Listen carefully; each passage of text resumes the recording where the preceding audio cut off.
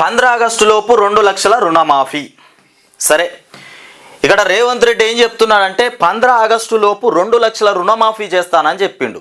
Congress party అధికారంలోకి రాగానే, నేను ముఖ్యమంత్రి కాగానే తొలి సంతకము రుణమాఫీ డిసెంబర్ 9వ తారీఖున రుణమాఫీ పైన సంతకం పెడతానని చెప్పిన మాట డిసెంబర్ ఎక్కడ పోయింది?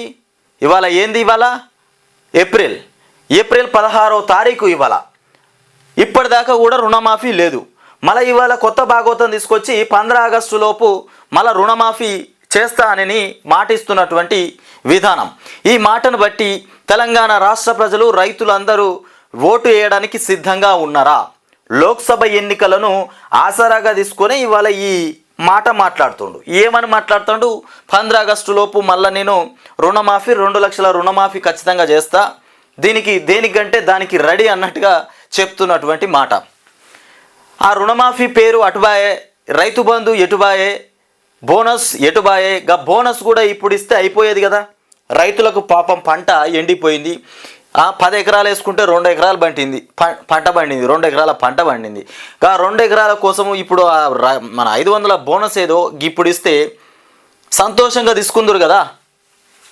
ఆ బోనస్ ఇప్పుడు ప్రకటిస్తే అయిపో కదా. పంట తక్కువనే ఉన్నది, దిగుబడి కూడా తక్కువనే ఉన్నది. మరి ఎప్పుడు ఇస్తాడు చెప్పు? వచ్చే వానాకాలం వడ్లకు 500 బోనస్ ఇస్తాం.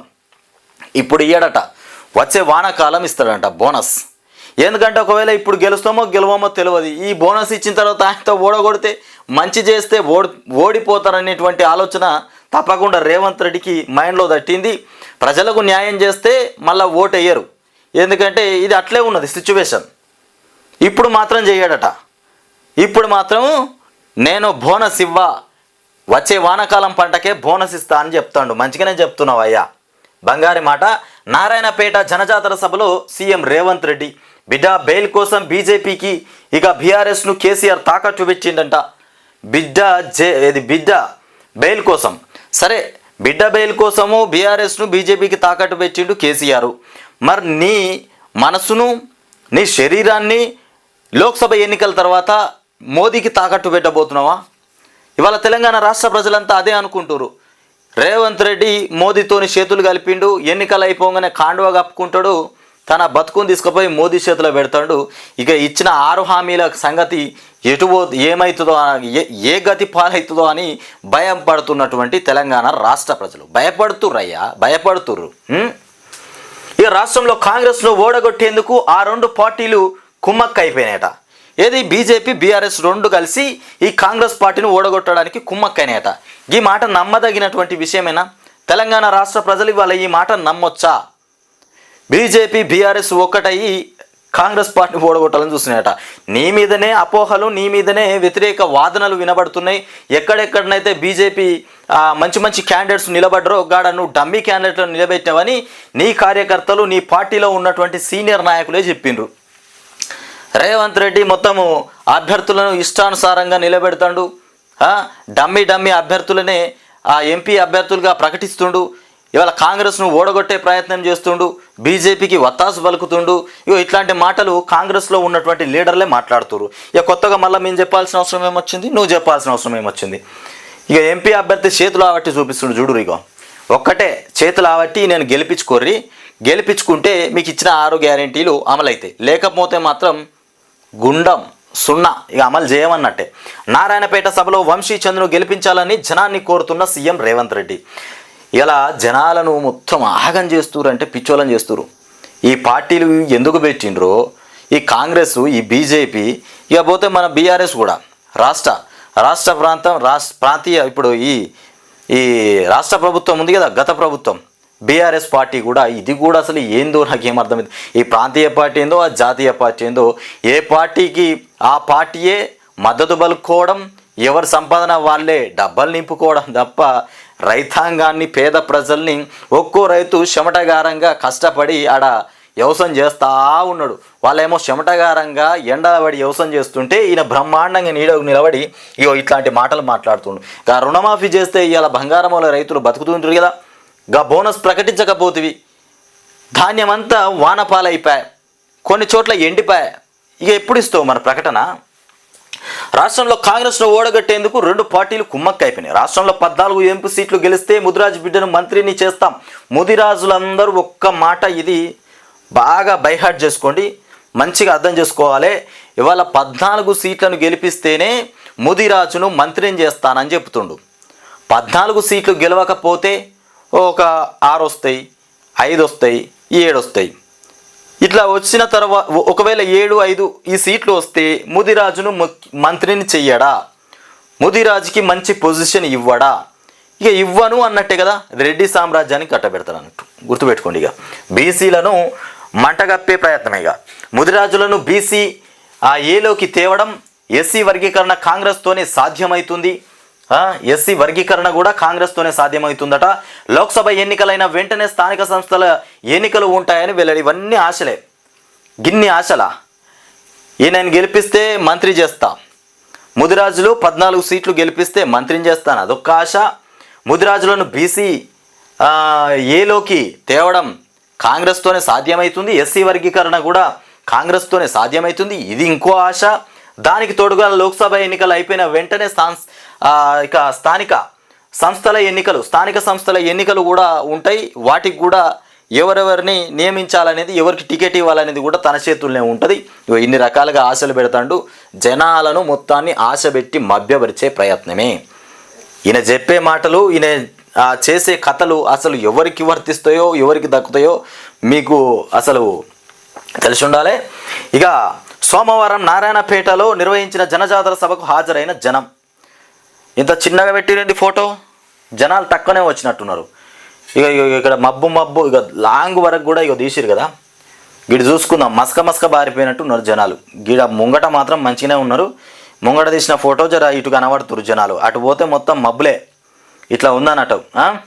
15 ఆగస్టులోపు రైతులకు ఏకకాలంలో మొత్తంలో 2 లక్షల రుణమాఫీ చేస్తామని సీఎం రేవంత్ రెడ్డి ప్రకటించారు. వచ్చే వర్షాకాలంలో ఇక పండే వడ్లకు 500 బోనస్ ఇచ్చి ప్రతి గింజను కొంటామని కూడా హామీ ఇచ్చారు. ఇచ్చిన మాట ప్రకారం కొడంగల్ ఇరిగేషన్ స్కీమ్, ఆర్టీసీ బస్సుల్లో మహిళలకు ఫ్రీ జర్నీ, 500కి సిలిండర్ ఎట్లయితే ఇచ్చామో రుణమాఫీని కూడా అమలు చేస్తామని ఇక సీఎం స్పష్టం చేశారు. లోక్సభ ఎన్నికల ప్రచారంలో భాగంగా నారాయణపేట జిల్లా కేంద్రంలో సోమవారం నాడు సాయంత్రం కాంగ్రెస్ పార్టీ జనజాతర సభ నిర్వహించింది. ఈ సభలో సీఎం రేవంత్ రెడ్డి మాట్లాడుతూ ఇచ్చిన హామీల్లో 100 రోజుల్లో కొన్ని అమలు చేశామని, ఇంకా చేయాల్సింది చాలా ఉందన్నారు. చాలా కాదు మొత్తం అట్లే ఉంది. ఎన్నికల కోడ్ వల్ల రుణమాఫీ చేయలేకపోయామని, ఆగస్టు 15 నాటికి అమలు చేస్తామని స్పష్టం చేశారు. ఈ ఎన్నికల కోడ్ వల్ల రుణమాఫీ చేయలేదు అని చెప్పడానికి కొంచెం అంతనన్నా గడ్డి తింటుర్రా, లేకపోతే అన్నం తింటుర్రా, లేకపోతే మాట నోట్లకే వస్తుందా, ఇంకెక్కడ ఏ రకంగా చెప్తుర్రా అనేది కొంచెం ఆలోచించుకోవాలి. డిసెంబర్ ఎక్కడ పోయింది, ఏప్రిల్ ఎక్కడొచ్చింది? అప్పటి నుండి ఇప్పటిదాకా మీకు చేయడానికి ఎన్నికల కోడ్ అడ్డం వచ్చిందా? జనవరి, ఫిబ్రవరి, మార్చి ఈ 3 నెలలు ఏం చేసిర్రు? చేయరాదా రుణమాఫీ? ఎందుకు చేయలే? ఇంకా మేడిగడ్డ కూడా, కాళేశ్వరం మేడిగడ్డ ప్రాజెక్టు కూడా, దాన్ని ఇవాళ మన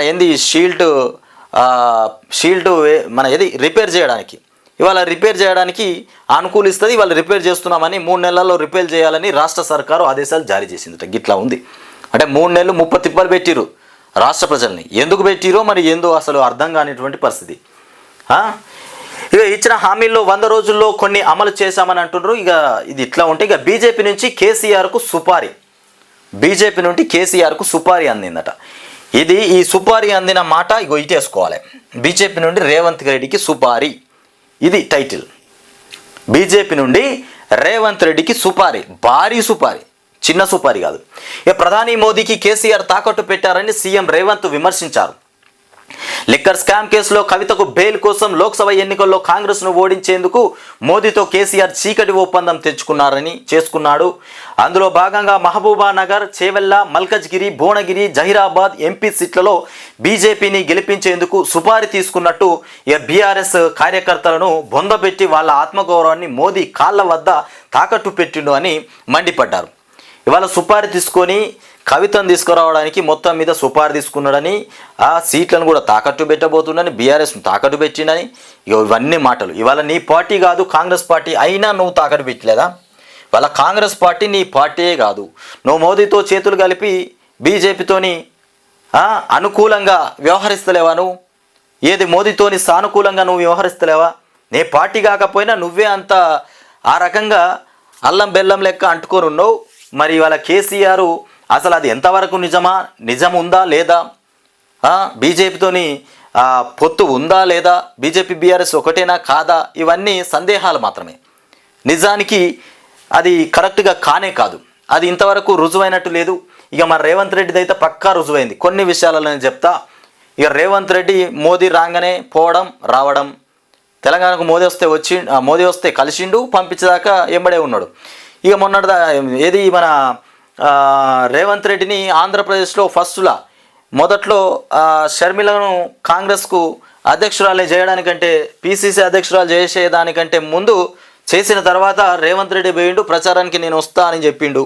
ఈ మోదీతోని ఎప్పుడైతే మంతనాలు జరిగిందన్న విషయం బయటకు వచ్చిందో అప్పటి నుండి రేవంత్ రెడ్డిని దగ్గర కూడా రాణిస్తలేరు. ఎక్కడ కూడా ప్రచారానికి పంపించట్లేదు.